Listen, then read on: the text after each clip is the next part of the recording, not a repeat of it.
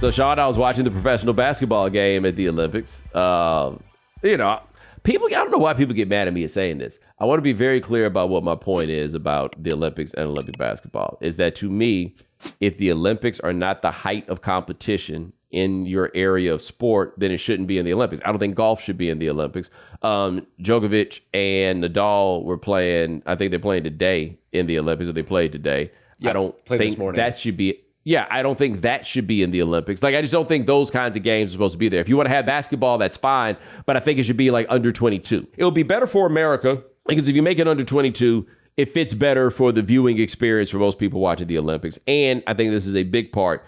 You will promote the sport's younger players, right? You'll wind up with the occasional 18, 19-year-old, like super feed, like Cooper Flagg, for example. Yeah. If you did under 22 this year, I bet Cooper Flagg somehow winds up making the team, and you build the sport and you go in that way. That's my issue. People thought I was hating on LeBron when I talked about that with the flag bearer and everything else. I didn't think Coco Gauff should be. I really didn't understand Coco Gauff carrying the flag, but I didn't think that she should have been out there carrying the flag. I don't think she should be there playing tennis.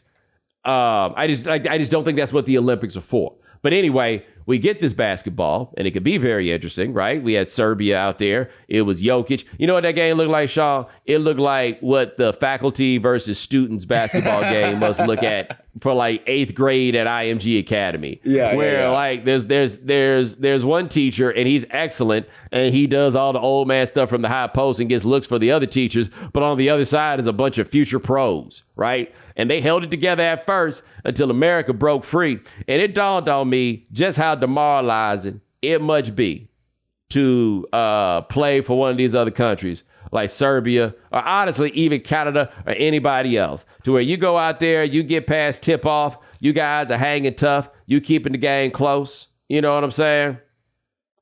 And then next thing you know, they go to the bench, and who walks in? Kevin Durant.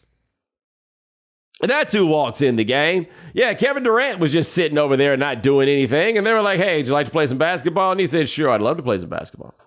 It was incredible before the game hearing Kareth Burke, the reporter, being like, he is cleared to play. He won't start. Who knows how many minutes he gets. And he just didn't miss his first 5 minutes back. Didn't miss. I mean, did he miss at all? I don't think he did. He miss a shot? If he did, I damn sure didn't see it. All game. One field goal. He was 8 for 9. I damn sure didn't see that shot. He was in there cash money. LeBron was cash money. I told you it was like that game I went to at Barclays Center when I went to see the Lakers, and LeBron went like 9 of 10 for 3, but nobody was there telling me stats, so I didn't fully grasp it. I'm like, damn, people really excited about LeBron making threes. They all standing up every time he gets the ball. LeBron was, look, the thing I hadn't really thought about, because LeBron hasn't played in the Olympics now in so long because he didn't feel like his resume needed the padding until now. But LeBron being out there and being guarded by some dude from Serbia. A Jovic or a Jokic, well, he a itch. An itch, yeah. Whatever it is, he a itch. I looked up and down that box score. It's a lot of scratching going on. You know what I'm saying? I really hadn't given a lot of thought to the idea that this is the first time in who knows how long that LeBron doesn't really have 10 eyes on him at all time. Like, this is as easy as it'll ever be for him. He doesn't know anything about what this is like.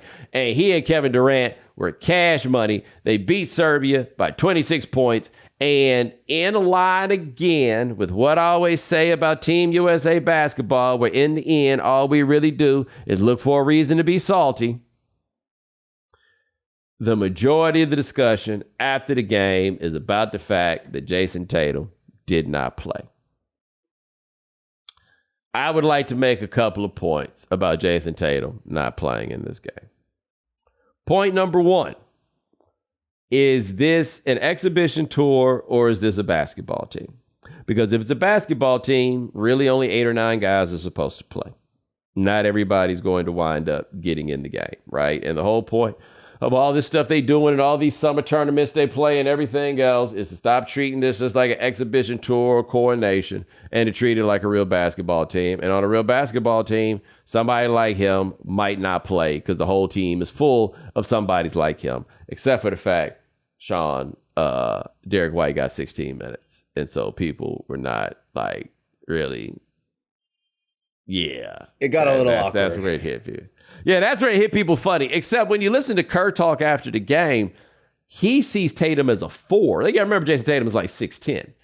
He sees Jason Tatum as a 4. And if you see Jason Tatum as a 4, then yeah, they got a lot of the problem is this. They see Jason Tatum as a 4, and they have a lot of guys who are better at 4 than Jason Tatum is, even if you might think that Jason Tatum is a better player. I think that part of it also probably has to do with the fact that I think it's unfair to call Tatum a ball stopper. Like, I don't think he has that kind of game.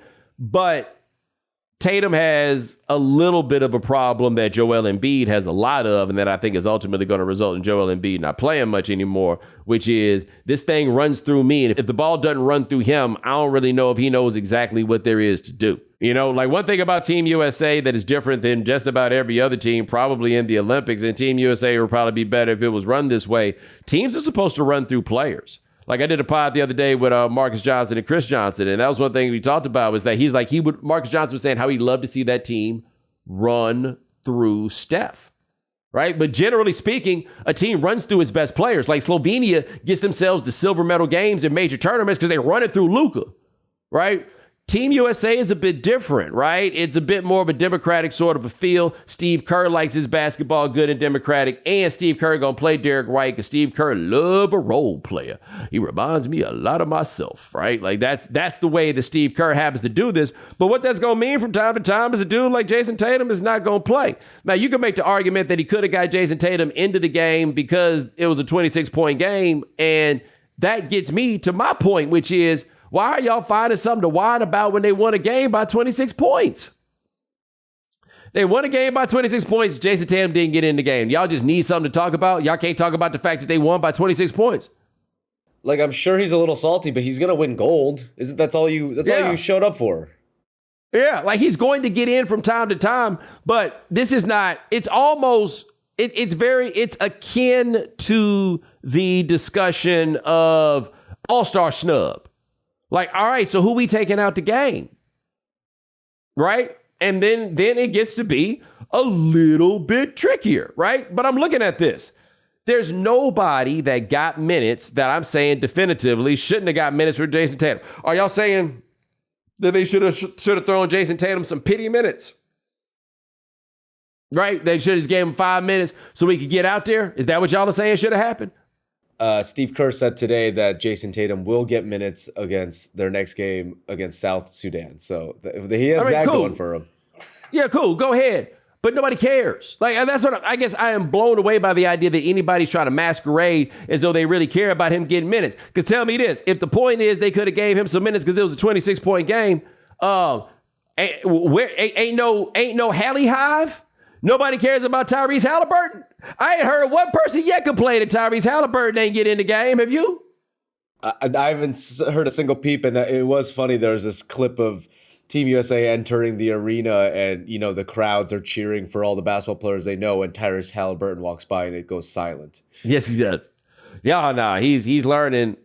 He's learning like I used to learn, or it still happens to be. Like if I'm somewhere with a professional athlete, it is a quick lesson in how famous I am not. If I am with a professional athlete, I'll be taking pictures with my thumb, and the picture will be of you and the professional athlete that I happen to be standing here with. That's how that's going to work. That's how that goes. You get humbled. And that happened to poor Tyrese Halliburton. And he seemed to be okay with it, right? He seems to be happy to be there. But if your argument is they could have found room for Tatum because it was a blowout, I feel like they could have found a couple of minutes for the homie Halliburton too. Am I wrong here? Am I wrong?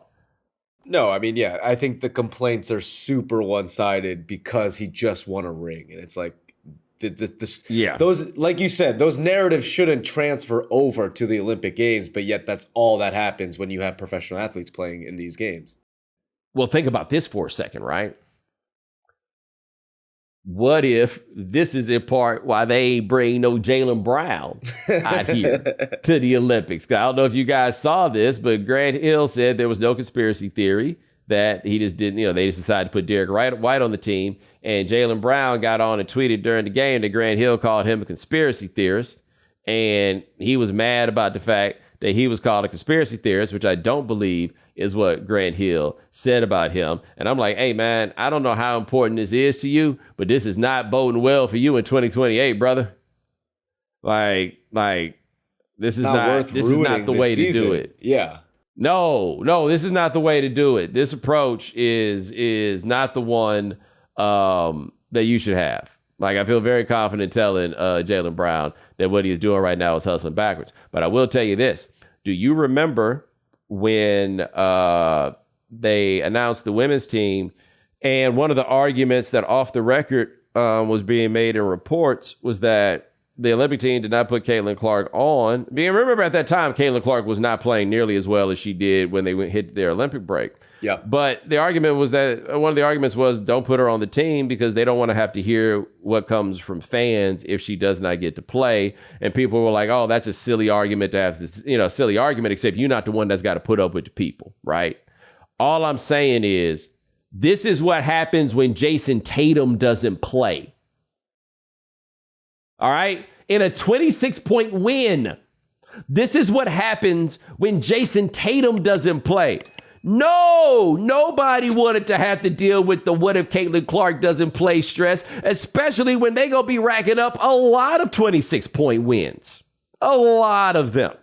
Yeah, I see what they were talking about.